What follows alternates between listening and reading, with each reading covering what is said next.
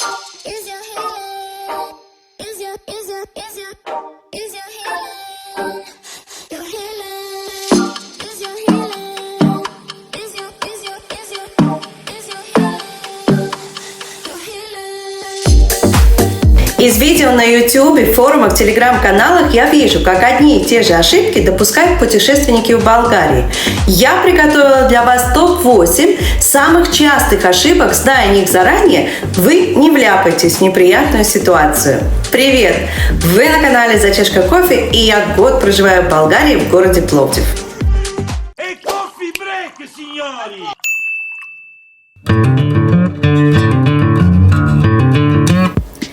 Когда мы искали себе машину для покупки и ездили по автосалонам, то в одном из них мы впервые познакомились с управляющей салоном женщиной по имени Петя. И, честно говоря, если бы я не знала заранее о том, что такие имена, как Ваня и Петя, являются женскими, то оказалась бы в неловкой ситуации.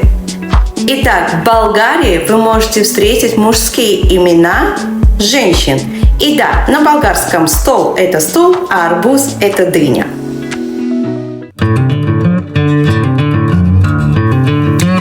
Все знают, что Болгария – страна наоборот.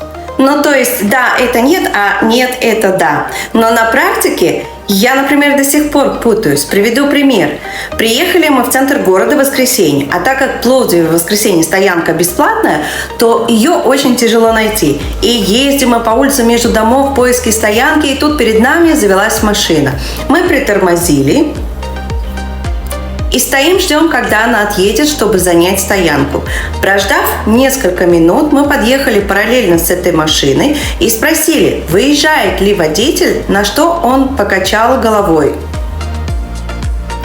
Мы поехали дальше, а через несколько минут до меня доходит, что нет, это да, а да, это нет.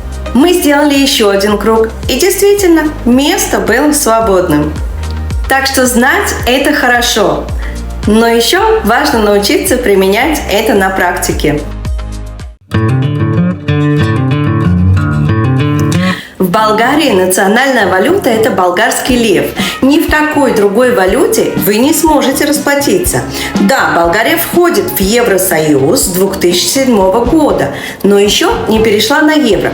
Поэтому любую другую валюту можно разменять в ченджах на болгарский лев.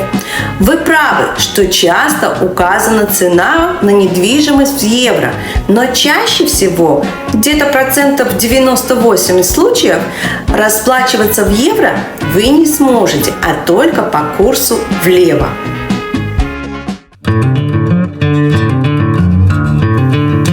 Так как Болгария является бывшей республикой в СССР, то все приезжающие русскоязычные твердо уверены, что болгары обязаны знать русский язык и говорить с ними по-русски. Ребят, СССР развалился в 90-х годах прошлого века. С тех пор выросло 1,5 поколения. Если в Болгарии проживает около 7 миллионов человек, то из них только около 2 миллионов старшее поколение, часть из которого, возможно, помнит русский язык, которому их обучали в школе.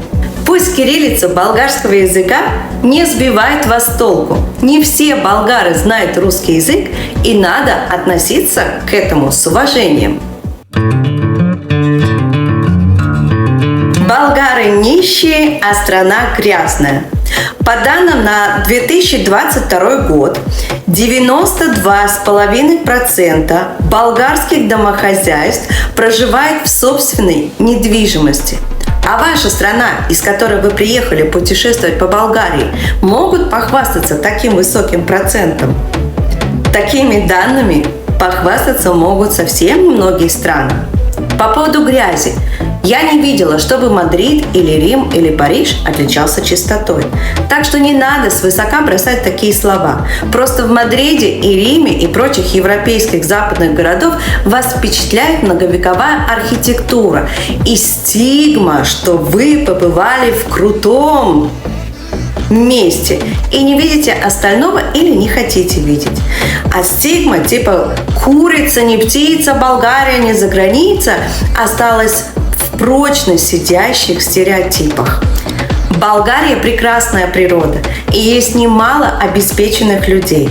А то, что власти делают недостаточно для этой страны, это не значит, что болгары нищие. Болгарию чаще всего выбирают как недорогую страну для отдыха. И многие, судя по форумам и некоторым комментариям у меня на канале, в этой недорогой стране умудряются выбрать самые дешевые гостиницы. А потом жалуются, что все было плохо, пришлось чуть ли не полицию вызывать. Но, ребята, здесь всегда работает одно, лично мое золотое правило. Чем дешевле страна, тем звездность гостиницы должна быть выше. И только тогда есть шанс, что ваш отдых пройдет без негативных приключений. Если вы в деловой поездке на одну ночь, данное правило можно обойти стороной. Но если вы приезжаете на отдых, не покупайте дешевые гостиницы или звездность которых ниже 4, а лучше всего 5. Потому что в очень редких случаях вы получите позитив. В Болгарии, как и во многих других странах, хромает сервис по разным причинам. Поэтому будьте внимательны при аренде машины. Лучше арендовать машину у большой компании, нежели маленькой. Есть некая практика арендовать авто участников, не у компаний. Имейте в виду, что вы это делаете на свой страх и риск. И не дай бог что-то случится, то все покрытия будут за ваш счет. Арендуя машину в больших компаниях, обращайте внимание на следующие пункты. Первое. При аренде у вас будет 2 оплаты. Одна непосредственно плата за машину и страховку, а вторая депозит. Вам должны дать 2 квитанции. Одна на сумму аренды, а вторая на сумму депозита. Вот эту квитанцию нужно рассмотреть внимательно. Там должно быть написано либо авторизация, либо депозит. И ни в коем случае не покупка. Тогда и только тогда при возврате машины они должны дать вам чек, на котором будет написано «возврат» или «аннулирование».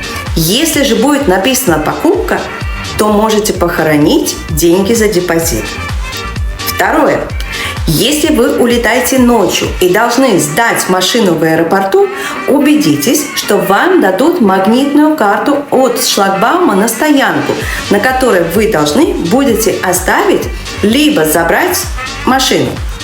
Так как ночью окно с сервисом аренды машины не работает, и вам не с кем будет говорить. Большинство людей ассоциируют отдых в Болгарии только с побережьем Черного моря. А ведь в Болгарии есть прекрасные термальные спа-курорты и санатории. Есть экотропы в горах, впечатляющие горные треки, пещеры, скалы, горнолыжные курорты, прекрасные озера и великолепные места для рыбалки и охоты. А также, кроме столицы и приморских городов, есть города, которые стоит посетить, если вы предпочитаете городской туризм. Обязательно посетите Пловдив, Великотырново. Поэтому не относитесь халатно к отдыху в Болгарии. Ее стоит изучить заблаговременно и построить маршруты путешествий, от которых у вас дух захватит, увидев эту красоту.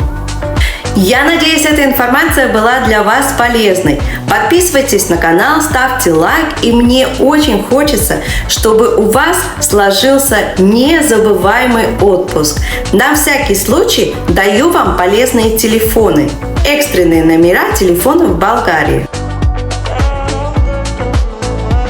А на этом все. Пока-пока.